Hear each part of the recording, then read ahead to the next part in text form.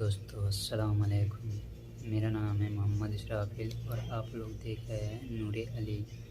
चलिए बिना देरी किए हुए वीडियो स्टार्ट करते हैं।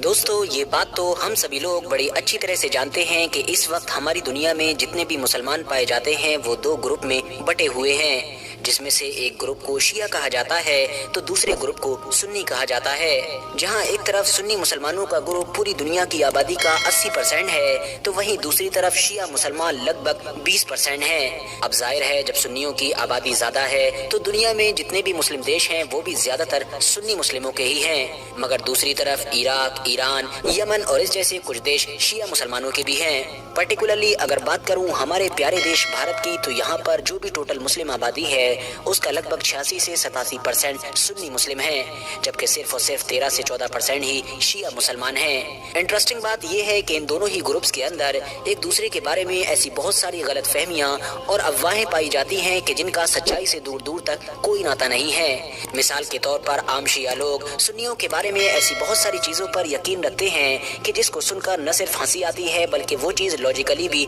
पॉसिबल नहीं लगती है। ठीक इसी तरह से सुन्नी ग्रुप के आम लोगों के बीच में भी आप लोगों को शिया मुसलमानों से रिलेटेड ऐसी बहुत सारी अफवाहें नजर आएंगी कि जिन पर वो लोग यकीन रखते हैं मगर उनका सच्चाई से दूर दूर तक कोई नाता नहीं होता है, बल्कि वो तो सुनने में ही फनी महसूस होती हैं। लेकिन दोस्तों, अगर इन दोनों ग्रुप्स के बीच एक दूसरे के बारे में बहुत सारी अफवाहें और गलत फहमियाँ पाई जाती हैं तो इसका मतलब ये भी नहीं है कि इन दोनों के बीच कोई फर्क नहीं है, बल्कि फर्क नहीं बहुत ज्यादा फर्क है। और फर्क के साथ ही यानी फर्क की वजह से ही इतिहास में ये दोनों ग्रुप अलग अलग हुए थे, वरना पहले तो कोई ग्रुप हुआ ही नहीं करता था। शिया और सुन्नी मुसलमानों के बीच जो बुनियादी फर्क पाए जाते हैं उनमें एक सबसे बड़ा फर्क कलमे को लेकर है, जहां एक तरफ सुन्नी मुसलमानों का कलमा है ला इलाहा इल्लल्लाह मुहम्मद रसूलुल्लाह, यानी अल्लाह के सिवा कोई माबूद नहीं और मोहम्मद सल्लल्लाहु अलैहि वसल्लम अल्लाह के रसूल हैं। तो वहीं दूसरी तरफ शिया मुसलमानों का कलमा होता है ला इलाहा इल्लल्लाह मुहम्मद रसूलुल्लाह अलीयुन वलियुल्लाहि वसीयुर रसूलिल्लाहि व खलीफतुहु बिला फस्ल,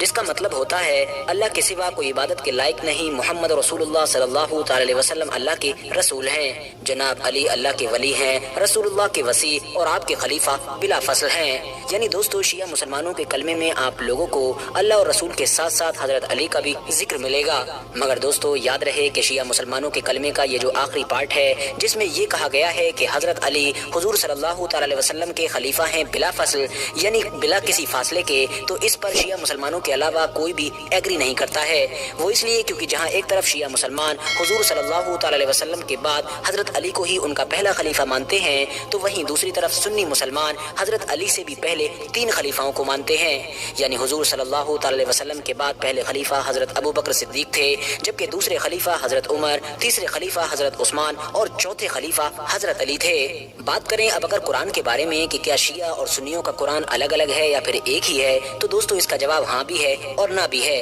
वो इसलिए क्योंकि अगर आप लोग अरबिक के हिसाब से देखेंगे तो कुरान दोनों का एक ही है, मगर अगर तर्जुमे को देखेंगे यानी ट्रांसलेशन को और उसकी तफसीर यानी एक्सप्लेनेशन को देखेंगे तो मामला पूरी तरह से अलग है। यानी एक आयत का तर्जुमा शिया मुसलमानों ने अलग तरह से किया होगा जबकि सुन्नी मुसलमानों ने अलग तरह से कर रखा होगा। इवन तफसीर यानी एक्सप्लेनेशन में ज्यादातर आयतों का कॉन्टेक्स्ट ही बदला हुआ नजर आएगा। बात करें अब अगर नमाज के बारे में तो दोनों ही